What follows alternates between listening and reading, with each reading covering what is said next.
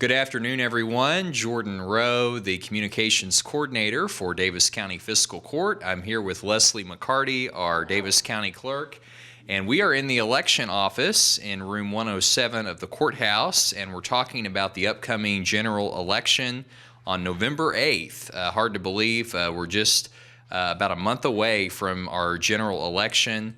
We're going to be talking first about voter registration. If you are not registered to vote, you still have time. Leslie, how can someone register to vote for this upcoming election? October the 11th is the deadline to register to vote or to change your information. They can go to govoteky.com, they can register to vote, or they can come to room 107 in the courthouse and fill out a form and register to vote.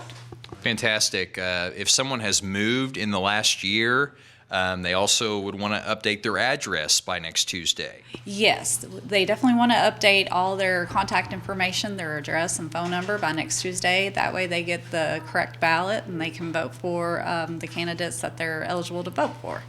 All right, fantastic. You see behind us here we have an official ballot drop box.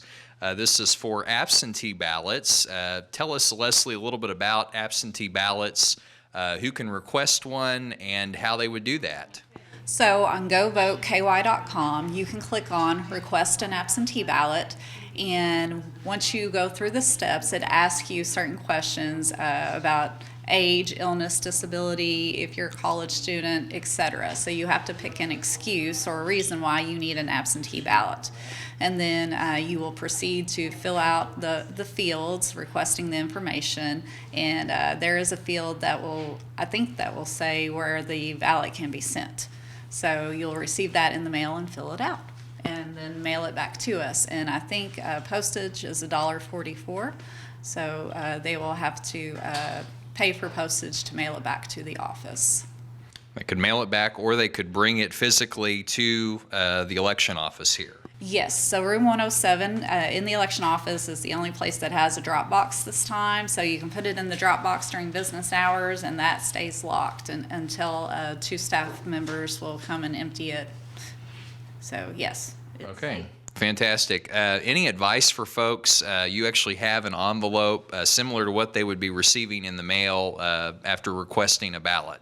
Yes, so once they request their ballot, we get their information, put the ballot in the mail. So it'll look like this with your address, and up here it has a place for the voter to sign.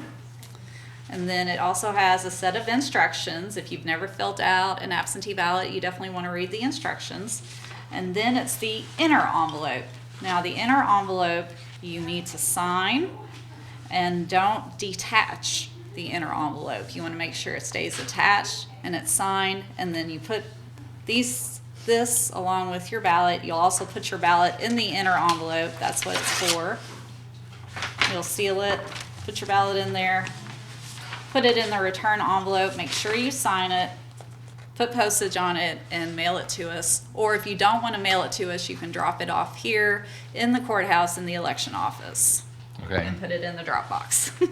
And we'll just kind of close by saying, if you have any questions about the process, we want to make sure everyone knows what they need to do to get their ballot back. People have questions about requesting an absentee ballot or voter registration. What number can they call, or where should they go? They can call 270-240-5771, and they can talk to one of our staff members and have their questions answered. They can also go to our website or go to the fiscal court webpage, davisky.org, click on elections or click on absentee ballot or whatever your menu is, Jordan, and they can get all the information that they need. Great. Wonderful. Again, we're here with Leslie McCarty, our Davis County Clerk, in the election office, room 107 in the courthouse, talking about voter registration, how to request an absentee ballot. Please, we want your vote to count, and we want you to participate in this upcoming general election on November 8th. And we'll have more updates over the next several weeks. In the meantime, don't hesitate to reach out with any questions. Thanks so much for watching.